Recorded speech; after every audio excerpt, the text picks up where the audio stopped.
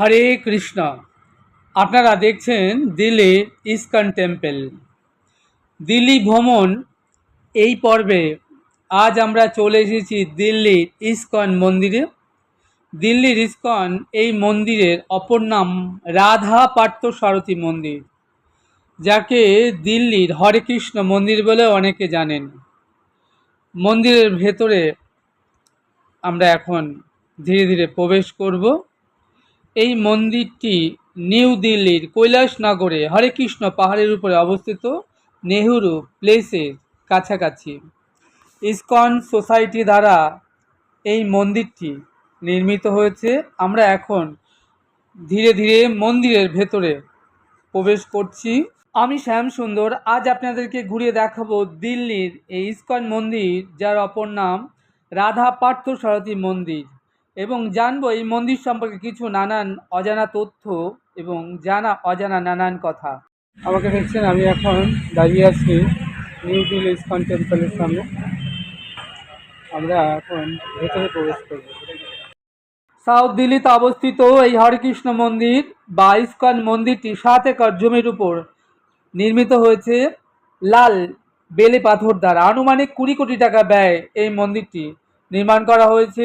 দিল্লির প্রাক্তন মুখ্যমন্ত্রী সাহেব সিং ভার্মা এবং সুষমা স্বরাজের উপস্থিতিতে ভারতের তৎকালীন প্রধানমন্ত্রী অটল বিহারী বাজপেয়ী এই মন্দির 1998 সালে এই মন্দিরের দ্বার উদ্ঘাটন করেন।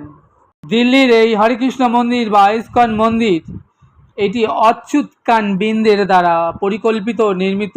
অচ্যুত কান বিন্দের 1993 সালে শিল্প উপাদের অনুগামীদের জন্য একটি মন্দির কমপ্লেক্সের পে কমিশন গঠন করেন। এটি ভারতের বৃহত্তম মন্দিরগুলির মধ্যে অন্যতম মন্দির বলে পরিগণিত হয়। এই মন্দিরে পুরোহিত ও সেবকদের থাকবার জন্য অনেকগুলো ঘর রয়েছে। এই মন্দিরের ভেতরে 375টি আসন বিশিষ্ট একটি অডিটোরিয়াম হল রয়েছে, যা ভারতের বৈদিক সাংস্কৃতিক কেন্দ্র নামেও পরিচিত। মন্দির কমপ্লেক্সে গ্যালারি অফ ইন্ডিয়া বৈদিক সাংস্কৃতিক কেন্দ্র রয়েছে, যা পর্যটকদের জন্য একটি জনপ্রিয় স্থান। এখানে মাল্টিমিডিয়া প্রযুক্তির ব্যবস্থাপনা করে উপস্থিত প্রধান হিন্দু গ্রন্থগুলি জানা যায়, যার মধ্যে রয়েছে শ্রীমদ্ ভাগবত গীতা, ভাগবতম, অ্যানিমেশন, নাটকীয় বর্ণনা এবং লেজার প্রকল্পের মিশ্রণ, মহাভারতের গল্প উপস্থাপনা, রামায়ণ, আর্ট গ্যালারি, মার্কিন যুক্তরাষ্ট্র, রাশিয়া, ভারত এবং ইসকন ভক্তদের হাতে আঁকা 30টিরও বেশি সংগ্রহশালা এখানে দেখতে পাওয়া যায়। এছাড়া এই গ্যালারিতে পুরাণ প্রদর্শনী, বিশ্বের সবচেয়ে বড় পবিত্র গ্রন্থ গ্লোরি অফ ইন্ডিয়া বৈদিক কালচারাল সেন্টারের বিস্ময়কর ভাগবত গীতা রয়েছে এখানে, যেটি 800 কেজি। বিশ্বের বৃহত্তম ধর্মীয় গ্রন্থ ভাগবত গীতা। এই 800 কেজি ভাগবত গীতার, যার ওজন এবং পরিমাপ 2.8 মিটার এর বেশি, এটি 26শে ফেব্রুয়ারি 2019 সালে ভারতের বর্তমান যশস্বী প্রধানমন্ত্রী নরেন্দ্র দামোদর মোদী এর দ্বার উদ্ঘাটন করেন। এবং এই অনুষ্ঠানে উপস্থিত ছিলেন ত্রিদণ্ড সন্ন্যাসী ইসকনের গোপাল কৃষ্ণ মহারাজ এবং ভারতের সাংস্কৃতিক মন্ত্রী মহেশ শর্মা। আপনারা এখন দেখছেন বিশ্বের বৃহত্তম ধর্মগ্রন্থ ভাগবত গীতা। নিউ দিল্লির এই ইসকন মন্দিরে রয়েছে, যেটি 800 কেজি ওজন এবং 2.8 মিটার দীর্ঘ, যেটি উদ্বোধন করছেন ভারতের যশস্বী প্রধানমন্ত্রী নরেন্দ্র দামোদর মোদী এবং ইসকনের ত্রিদণ্ড সন্ন্যাসী গোপাল কৃষ্ণ মহারাজ। দিল্লির এই হরেকৃষ্ণ মন্দির বা ইসকন মন্দিরটির অদূরেই রয়েছে আরেকটি উপাসনাগার, যেটির নাম হলো লোটাস টেম্পল। আমরা ইসকন মন্দির দর্শন সেরে যাব নেক্সট সেই লোটাস টেম্পল দর্শন করতে। দিল্লির ইসকন মন্দির বা রাধা পার্থসারথী মন্দিরের যে বিগ্রহ, সেটি রাধা পার্থসারথী ভগবান শ্রীকৃষ্ণ এবং দেবী রাধারানী অনিন্দ সুন্দর বিগ্রহ এখানে রয়েছে। এটি একটি বিখ্যাত বৈদিক মন্দির। মূল মন্দিরে রাধারানী এবং শ্রী গোবিন্দ পার্থসারথী ছাড়াও এখানে নৃসিংহদেবের বিগ্রহ রয়েছে, রয়েছে গৌর নিতাই, রয়েছে রাম সীতা এবং শিলা পৌপাজ্জির শ্রী বিগ্রহ। আপনারা এখন দেখছেন রাধা পার্থসারথীর বিগ্রহ, নৃসিংহদেবের বিগ্রহ এবং রাম সীতা অনিন্দ সুন্দর বিগ্রহ এবং গৌর নিতাই বিগ্রহ। আপনারা এখন দেখছেন দিল্লি ইস্কন মন্দির বা রাধা পার্থসারথী মন্দির। দেখুন মন্দিরের ভেতরটা কি অপূর্ব, শান্ত, মনোরম, নিরিবিলি, এক অপূর্ব সুন্দর এর পরিবেশ বিরাজ করছে এখানে। সারা বছরই লাখো লাখো পর্যটকের ভিড়ে মুখরিত থাকে দিল্লির এই ইস্কন মন্দিরটি। আমরা এখন দাঁড়িয়ে আছি নিউ দিল্লি ইস্কন টেম্পলের সামনে। আমাকে দেখতে পাচ্ছি মন্দির এখন বন্ধ হয়ে গেছে, নেক্সট পুরো 4:15-তে।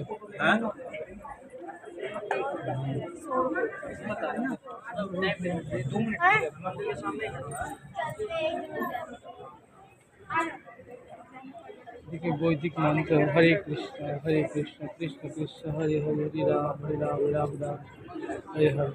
আপনাদের কি নিচে একটা স্টেপ আছে ইয়েলো রঙের, সবাই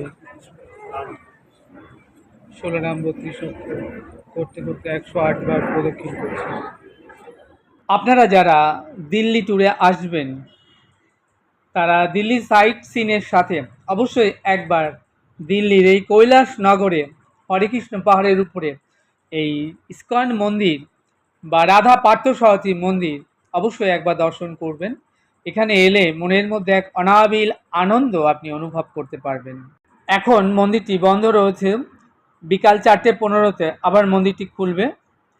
আমরা এই মন্দির চত্বরে দেখতে পেলাম যে গোল গোল পদ্মের আকারে লাল হলুদ রঙের যে 108টি পদ্ম আঁকা রয়েছে এবং সকল আগত ভক্তরা সেই পদ্মের পর দাঁড়িয়ে বৈদিক মন্ত্র হরে কৃষ্ণ কৃষ্ণ কৃষ্ণ হরে হরে, হরে রাম রাম রাম হরে হরে 16 নাম 32 অক্ষর জপ করতে করতে 108টি পদ্ম তারা প্রদক্ষিণ করছেন। কি অপূর্ব, কি অভূতপূর্ব, দারুণ না?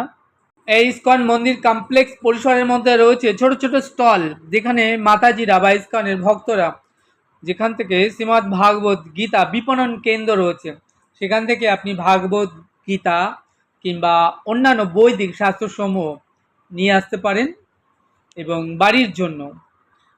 এছাড়া রয়েছে এখানে অনেকগুলো শপিং মল, সেখান থেকে আপনি মন্দির পরিসরে কমপ্লেক্সের মধ্যে রয়েছে ছোট ছোট অনেক স্টল, যেখানে ভগবানের শ্রী বিগ্রহ রয়েছে, ভগবানের সিঙ্গার আদি নানান পোশাক, গোপীচন্দন, গোপী তিলক এবং নানান বৈদিক শাস্ত্র গ্রন্থ সমস্ত কিছুই রয়েছে। আপনি চাইলে সেখান থেকে আপনার প্রয়োজন মতো জিনিসপত্র ক্রয় করতে পারেন।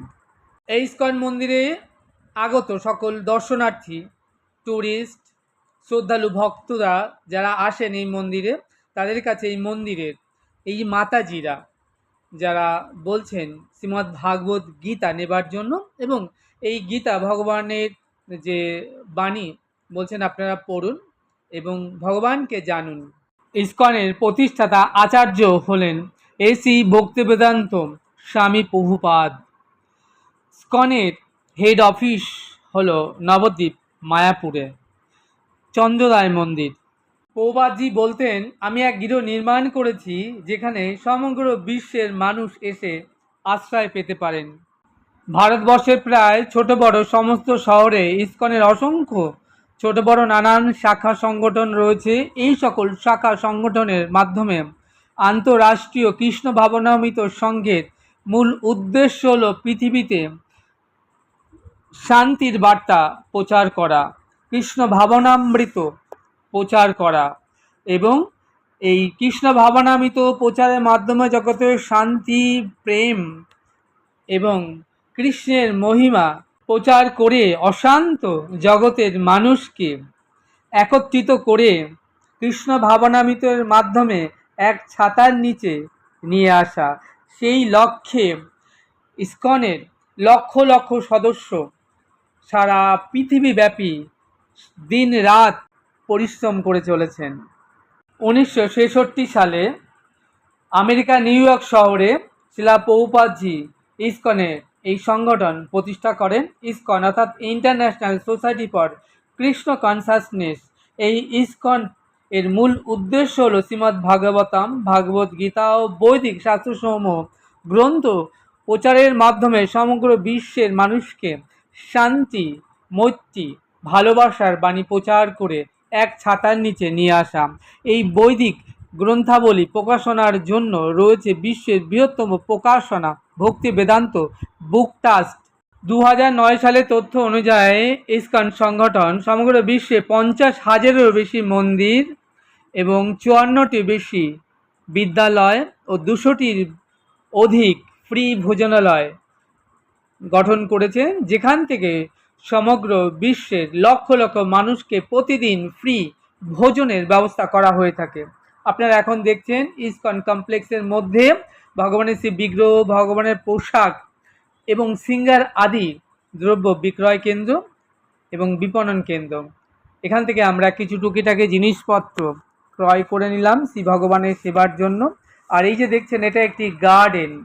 ইসকন পরিসরের কমপ্লেক্সের মধ্যে এই গার্ডেনটি ভীষণ সুন্দর। মন্দির পরিসর কমপ্লেক্সের মধ্যে এই যে গার্ডেনের মধ্যে রয়েছে কালীনাগের একটি অনিন্দ সুন্দর মূর্তি, যেখানে কালীনাগের মাথার উপর দাঁড়িয়ে ভগবান শ্রীকৃষ্ণ অনিন্দ সুন্দর নৃত্য করছেন এবং কালীনাগকে দমন করছেন। বলা হয় কালীয় নাগ হলো কামের প্রতীক, কামকে বিনাশ করা যায় না, দমন করা হয়। আর এগুলো দেখছেন গোবিন্দ প্রসাদম সেন্টার। এখান থেকে আপনি বাড়ির জন্য কৃষ্ণ প্রসাদ নিতে পারেন।